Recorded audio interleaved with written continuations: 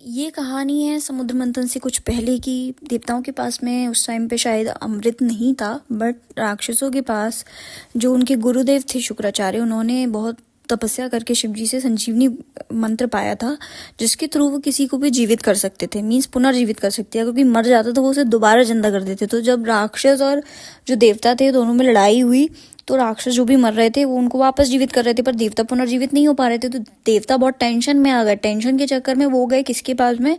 बृहस्पति जी के पास में, जो उनके गुरु थे। देन उन्होंने उनसे बोला, बट उनके पास में ऐसा कुछ भी नहीं था और वो शुक्राचार्य उनको भला क्यों ही अपनी विद्या देते। तो फिर वो बृहस्पति जी के पुत्र कच्छ के पास में गए। कच्छ के जाने के बाद उन्होंने कच्छ से ये प्रार्थना की कि वो उनके लिए कुछ करें। तो कच्छ ने बोला ठीक है, मैं आप लोगों के भले के लिए जो शुक्राचार्य जी हैं उनसे विद्या सीखूंगा। तो वह शुक्राचार्य जी के पास में गए और उन्होंने उन्हें उनसे अपना गुरु बनने के लिए बोला और वो उनके शिष्य बन गए।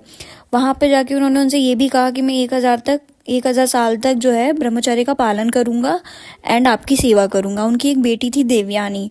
तो वो जो उस अंतराल में जो है कच्छ से बहुत ऐसा लगाव महसूस करने लगी थी। देन जो देवयानी और जो शुक्राचार्य थे, कच्छ जो थे, वो दोनों का ही बहुत ज़्यादा सेवा करते थे। जो भी वो काम कहते थे वो सब करके लेके आते थे।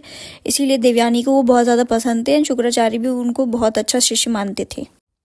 सो हुआ क्या कि जो कच्छ थे वो एक दिन गाय चराने के लिए गए एंड क्योंकि राक्षसों को ये पता था कि ये यहाँ पे आए इसलिए क्या कि ये संजीवनी विद्या सीख जाए। तो राक्षस तो ये क्यों ही चाहेंगे कि ये संजीवनी विद्या सीखे, क्योंकि ये फिर देवताओं को पुनर्जीवित कर देते। तो राक्षसों ने जो है, जब वो गाय चराने के लिए गए थे तो उनको काट के और मार के उनके जो टुकड़े थे वो कुत्तों और सियारों को खिला दिए। देन जब वो वापस नहीं लौटे तो देवयानी थोड़ी सी परेशान होने लगी कि वो आए क्यों नहीं है। तो उन्होंने शुक्राचार्य से बोला कि पिताजी आप पता लगाइए वो कहाँ पे हैं। तो उन्होंने बोला मैं कैसे पता लगाऊं बेटी। तो उन्होंने बोला मुझे नहीं पता, अगर राक्षसों ने उन्हें मार दिया तो आपको उन्हें पुनर्जीवित करना पड़ेगा। वो बहुत रोने लगी। उनको रोता हुआ ना देख पाने की वजह से जो शुक्राचार्य थे उन्होंने संजीवनी विद्या का प्रयोग किया एंड उन्हें पुनर्जीवित कर दिया। तो जितने भी कुत्ते सियार के उनके अंदर उनकी बॉडी के पार्ट्स गए थे वो सब उनके पेट में से फट फट के बाहर आ गए एंड वो पुनर्जीवित हो गए। देन एक और, अब राक्षस मारने वाले तो थे नहीं, तो उन्होंने फिर से क्या किया कि जब वो वापस कुछ काम से गए थे तो उन्होंने उन्हें फिर से मारा एंड इस बार उन्होंने उनकी बॉडी का जो पार्ट्स थे उसको पीस के समुद्र में मिला दिया। एंड फिर से अगेन देवयानी रोने लगी। उनका रोना नहीं देख पाए शुक्राचार्य जी। तो उन्होंने फिर क्या कहते हैं, उनको दोबारा से पुनर्जीवित किया। फिर से वो समुद्र में से उनके जो भी हिस्से थे वो वापस आ गए एंड वो पुनर्जीवित हो गए। And now the interesting part of the story is, अब इस बार जो क्या है, राक्षसों ने बहुत ज़्यादा चालाकी दिखाई। उन्होंने बोला ये बार बार देवयानी के कहने पे इनको जीवित कर देते हैं और हमारा मारना जो है वेस्ट चला जाता है। तो इस बार उन्होंने क्या किया, उनको मारा, फिर उनको जलाया और जला के जो उनकी हड्डियों की जो राख थी उसको जो है मदिरा यानी कि शराब कह सकते हैं, मदिरा में मिलाया एंड देन मदिरा में मिला के उन्होंने वो शुक्राचार्य को पिला दिया। देन इस बार जो है उनके टुकड़े सीधा शुक्राचार्य के पेट में चले गए। सो इनकेस अगर वो उन्हें जिंदा भी करते तो शुक्राचार्य को मरना पड़ जाता। So the next thing happened is कि देवयानी अगेन रोने लगी। फिर जब देवयानी रोने लगी तो उन्होंने बोला कि अरे उन्होंने मार दिया होगा राक्षसों ने, बेटा कितनी बार जीवित करेंगे ऐसे उनको। तो पर देवयानी बोली नहीं नहीं, मुझे वो चाहिए, मुझे जिंदा चाहिए, वो मेरा सारा काम करता था, मुझे प्रिय है वो।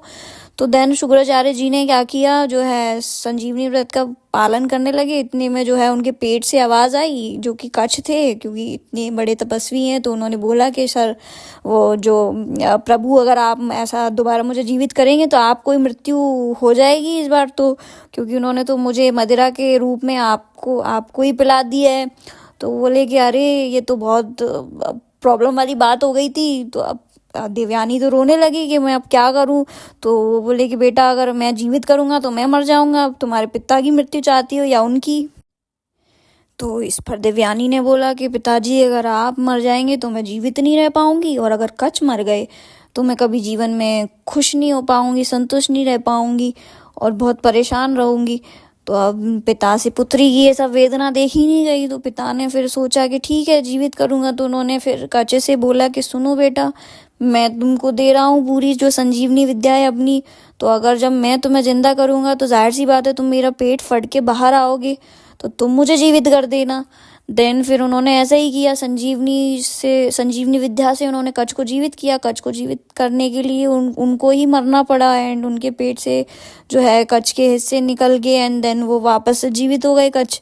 देन कच्छ जीवित हो गए। देन फिर कच्छ ने, जो कि उनको विद्या पता चल गई थी संजीवनी की, तो संजीवनी विद्या के थ्रू उन्होंने शुक्राचार्य को जीवित कर दिया। So here is an interesting story from our history. Hope आप लोगों को पसंद आई हो। इफ़ और इंटरेस्टिंग स्टोरीज सुननी है, then you have to comment down that you want to listen more stories like this.